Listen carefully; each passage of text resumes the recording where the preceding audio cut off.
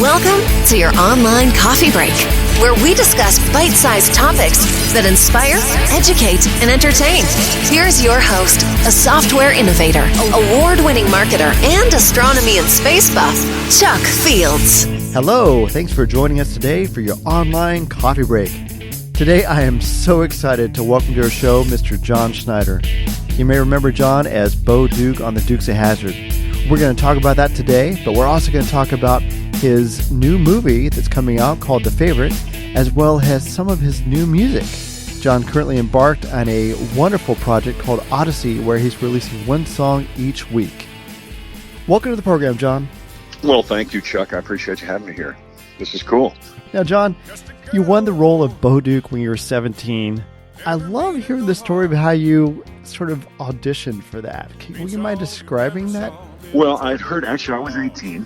Clear that up. I don't know how, I get younger with that. As I get older, the story gets younger. Sure. I think people want me to have been illegal. Oh, okay. Underage. That explains it. It's underage. Well, I was 18, but I was barely 18. I turned 18 in April of, 1978. And then the auditions for Dukes, the first set of auditions were in end of September or very early October. Mm-hmm. But I had heard that they wanted, and I'm from New York, so I was 18 and from New York. That's right. Important. Two important things. So I heard that they were only looking for people between the ages of 24 and 30 who were from farms or basically backwoods, rural Georgia. Mm-hmm. So I went and I borrowed a pickup truck. I drove a Triumph TR6 at the time. So I borrowed a pickup truck to get the feel. I was working in a cabaret, like nightclub, not a cabaret in the worst sense. It was like a dinner theater. Okay. Doing music. So I was like fully into good old fashioned show business, singing songs, dancing. And I went in and I told them I was 24 from Smallville, Georgia, and I worked on a farm. Nice. I also told them that I had just come in number one in the Georgia School of High Performance Driving, and that didn't exist. And I brought in to kind of put the icing on the cake, I had a torn up Budman t-shirt, which I think probably was foreshadowing of me being Jonathan Kent years later. So yes. I had the Budman with the cape, and I brought in a 6-pack of Pabst Blue Ribbon beer and drank one on the couch in the waiting room. So you really got into character, didn't you? I did. And I still believe that you don't have the old adage, you do not have a second chance to make a first impression. So true. So my theory in that audition, I've done it a couple other times, but my theory in that audition was once I read it, I thought, well, this is me. They've been following me around and this was just written for me. This is like perfect. Mm-hmm. So I can't go in there and tell them about what a great actor I am and talk about singing and dancing and all that. I just have to go in there and give them Bo Duke, period. So that at least in somebody's mind, Bo Duke had just walked in the room and, my God, our search is over. And as it turns out, that was the case with one of the producers in the room. Mm-hmm. Now I had to go, I got this great call. I got the call that I was being sent to Burbank, to California, to Hollywood to go screen test for the Dukes of Hazzard after those first two auditions. History has also made it so kind of I walked in the room and they gave me the part. Well, no, I walked in the room and I did that audition and I did a callback where they wanted to see me read again. So I came back again, and that time I didn't have the beer, but I still was pretending to be the guy. And then there was flying to California, and I was supposed to be there 3 days, and I was there for 5 weeks auditioning and rehearsing with different people every Wednesday, Thursday, and Friday of the week. So it took a little over a month from hello to you got the part. And my God, what a great time. Wow, that makes a lot of sense. And, your hard work definitely paid off. Well, yeah, you got to plan your work and work your plan, and you've got to. What about when the series took off? What do you think of that? Did you expect that? Was it? Absolutely. Of course. Yeah, absolutely. You don't, here's another lesson. Don't ever expect or settle for mediocrity. I like that too. You don't get involved in something to have it be okay, or why would you be involved? You get involved with something to have it be the very best. You don't play football so you can be one of many people who play football. You be you play football so you can have your picture on a football card somewhere. Is there any experience from the Dukes of Hazzard that you'd like to share? My greatest memories of Dukes were the friendship that all of us on the show had and still have.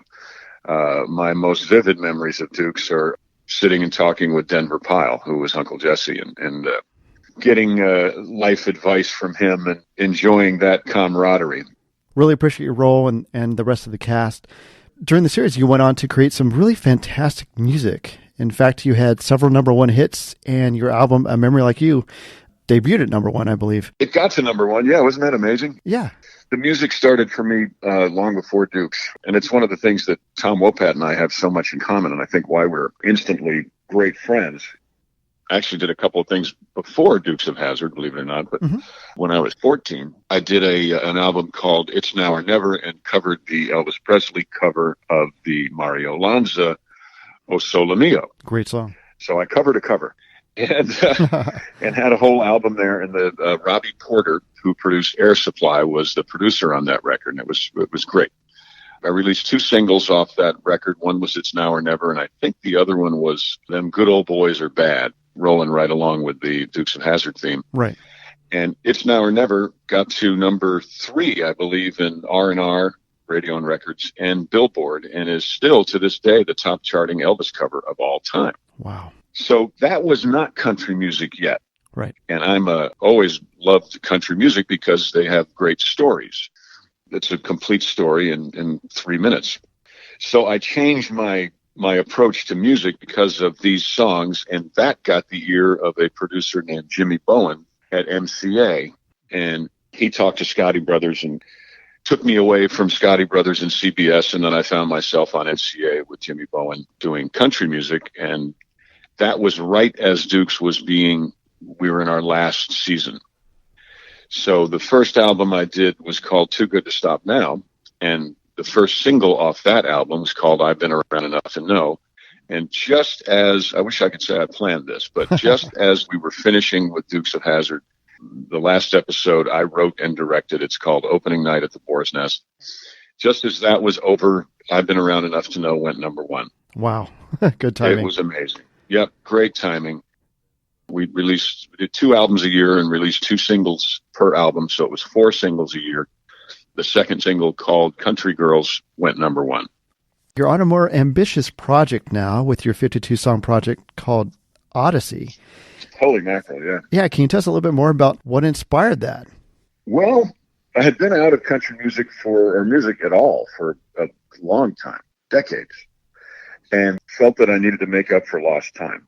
When Alicia inspired me after our second flood of 2016, she noticed that whenever I got slightly off my game or slightly depressed or anything less than enthusiastic, I would pick up a guitar. And she said, why do you do that? And I said, well, it makes me, I feel better when I'm playing the guitar. And she said, well, then why do you ever put it down? Good point.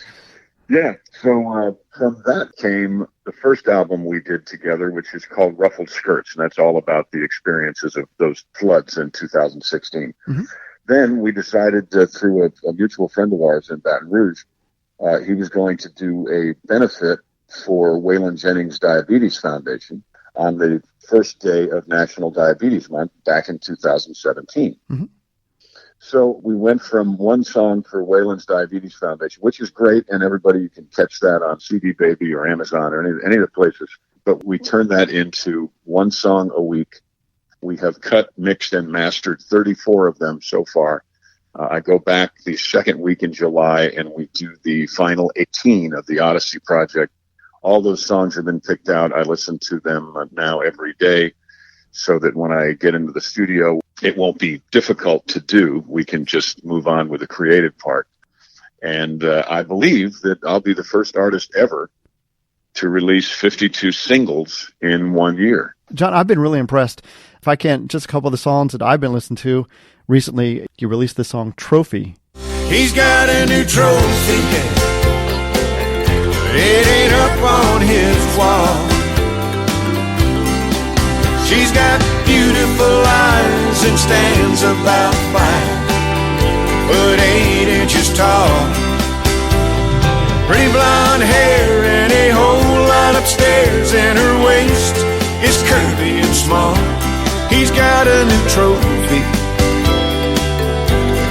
laid up on his wall.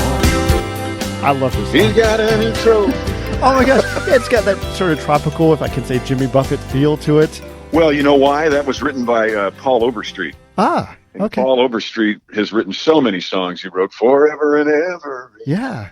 And also, most recently, I think Paul's biggest hit lately is Blake Shelton's Some Beach, Somewhere, right? So, it's hard to miss with a writer like Paul Overstreet.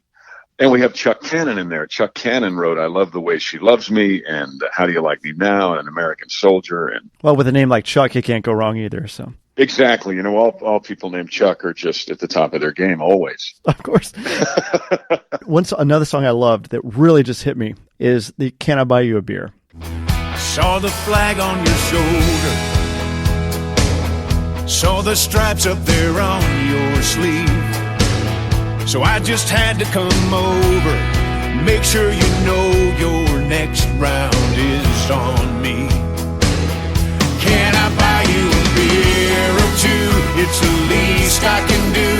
A humble salute of my gratitude for your sacrifice, laying it on the line. You're always in my heart and in my prayers. So can I buy you a beer? Isn't that great? What I loved about that is about 10 years ago, I was fortunate enough to be in a bar in Hawaii, and these two young Marines, literally half my age, came in. And of course, I felt like, hey, can I buy you a beer? And I wish I could say I bought them a nice manly beer, but we ended up getting him some foo-foo big blue fishpole drink. It wasn't a Mai Tai, I don't know what it was. I just felt so thankful. Like, how can I thank our servicemen and women? And he came up with, can I buy you a beer? Yeah, it's not difficult. If you're in a restaurant and you see a serviceman or woman over there and or a fireman, a first responder, police officer, if you can't quietly buy their meal, if you don't have the wherewithal to buy their meal, put some money to tell the waitress, say, look, here's $20 toward that table. And they don't even have to know it, right? It can be like, it'd be a wonderful surprise for them to know that somebody noticed and wanted to say thank you. Because I say thank you for your service, but I think we've been doing that now for so long, it's almost by rote. It almost just kind of comes out like, good morning, how are you? I'm fine. So what I love about Can I Buy You a Beer? It's a song written about a new way to say thank you. Can I buy you a beer or two? It's the least I can do. A humble salute of my gratitude for your sacrifice. What a great lyric. It is. So I'm so proud to have done that song. The video is fantastic. We had a lot of people watching it and sharing it. And by the way, folks, go to John Schneider Studios on Facebook and find that video and share it. Share that video. It is an amazing video. I tell you, I mean, just seeing that, it just, like I said, it just brought back my memories of that. I'm so glad. So glad. Music is supposed to be something more than just noise in the background. Music, like I said, I love country music because it has stories, but music should be something in your life that makes you think and then makes you respond, whether it's with laughter, some beach somewhere, got a new trophy, or with an action, buying somebody a beer, or with a tear. Heaven Help Me. We've got a song called Heaven Help Me that if you can stay dry-eyed during Heaven Help Me, then you're a far more calloused human being than I am. One more song that I did want to recommend that I love. It's one of my favorite activities when I have some free time. It's called Fish. Little food for your soul when you're in the river. Fish when you're in the desert. Drink when you're in the deep south. Eat grits. No matter what you think, when you're in the woods, hunt. When you're on the fourth down, punt. When you're in the delta, sing the blues. When you're in the hoochie coochie coo. It all boils down to this. When you're in the river, fish. Now, I know it's about more than fishing. It goes a little bit deeper than that. It goes much deeper, yeah. Fish is, on the surface, it's about fishing. When you're in a river, fish. When you're in the woods, hunt. When you're in the deep south, eat grits. Mm-hmm. When you're in a good book, read. When you're in a fast car, speed. When you're in the delta, sing the blues. But for me, what fish is because it starts out, it says life. It's hard to figure out. Gets kind of squirrely from time to time, no doubt. Mm-hmm. We have a tendency to, in my day, it was be in the moment, live in the moment, be where you are. Nowadays, when you are in a river, when you're fishing, don't check your email. When you're in a conversation with somebody, don't text somebody else. Don't diminish where you are or who you are with by being one of these victims of technology where you feel you have to be part of some global conversation at the expense of the one you're having. So true. That's what that song is to me. And I can imagine, I'm not a pastor, but I can imagine, or sometimes I'm a public speaker, and when I'm a public speaker and I look out and I see somebody on their phone, I'm thinking, well, you better be texting somebody what an amazing public speaker you're listening to right now, or I'm going to break that thing over your head. That is such a good point. Oh, we need to put those cell phones down and just appreciate the here and now, the people in front of us. Absolutely. You look at people everywhere, they're on their cell phones, ignoring the people they're with. Well, they should be listening to your songs, and Odyssey is an amazing project. But in addition to your incredible music, I believe you're starring in the movie The Favorite, which will be released later this year. Can you tell us a little bit more about that? Favorite is a cool movie we shot down in Florida. And in this case, there's a son that's always felt like the other son was the favorite. There's a tragic accident in it. There's some MMA, a bunch of MMA. It's really a very well-rounded film. There's a lot in it. Mm-hmm. But at its core is a young man who is very angry and bitter because his brother was always the favorite. As the artichoke of life gets peeled, he realizes that was really incorrect. And he starts remembering things about, well, he sees a videotape and dad is just as attentive to him as he is to his brother. And he realizes that the little boxing gloves that are hanging up on dad's wall in the shop were his. And dad has kept these this whole time. It's a very ambitious, very interesting look at really kind of selfishness and how it's important to step back from your situation and try to see it. What do they used to say? I'm sure they still say it somewhere. Walk a mile in my shoes. Right. And I think it's pretty fantastic. It's got great action in it with regard to the MMA fighting and stuff that we did. It will be pleasing to parents because parents, I think, will go, okay, well, I guess maybe they will come around. And I think it could be eye-opening for, it's hard to open a teenager's eyes. I mean, let's face it, they're just kind of slammed shut. But when you get to your 20s, your mid-20s, I think you may be open for a little deeper thought, and then this movie will be for you.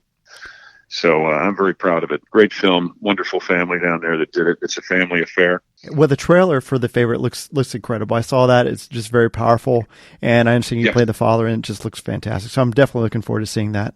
I think you'll like it. I think so, too. John, I just want to thank you for joining me today. It's been fantastic just following your career. I think you've done an amazing job of just impacting us in so many ways. Thank you so much for taking the time today to join us. Chuck, you are welcome. And folks, hey, if you want to hear some of this music, you can get it on Spotify. You can also go to johnschneiderstudios.com and pre-order the first 2 CDs of the Odyssey project. There will be 5 when it's all said and done, but we have pre-order available for the first 2.